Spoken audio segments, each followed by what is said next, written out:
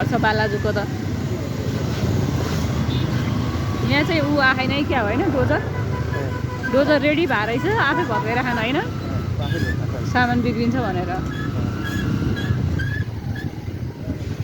यहाँ नि बाढी आउँदा डुबान पर्थ्यो होला होइन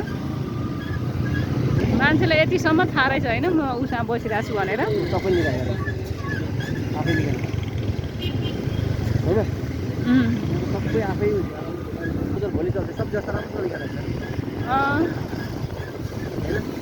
यति पक्की नै घर बनाएर है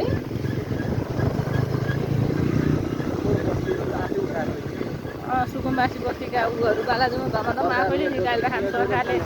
डोजरै चले होइन होइन यहाँ भोलिको पालो हो केही गर्नै परेन होइन मान्छेलाई आफैलाई थाहा म सरकारी उसा बस्दैछु भनेर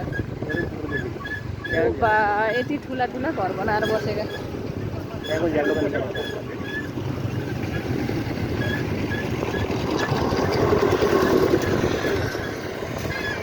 यो त विद्यालय रहेछ त विद्यालय पनि उ गरेको त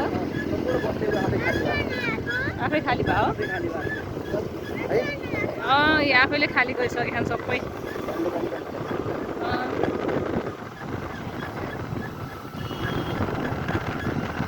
रामै रहेछ त यो पनि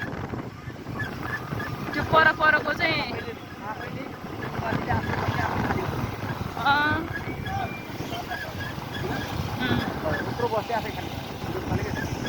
अब यहाँ आइपुगेकै छैन डोजर होइन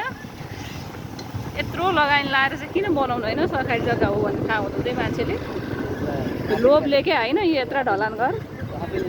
ल हेर्नु काठ चाहिँ झ्याल ढोका कति राम्रो हालेछन् फेरि यो ठुलो घर पनि होला यो ए सबै खाली गरिसके होइन यत्रो ठुल्ठुला घर आफै खाली गरिएको अवस्था छ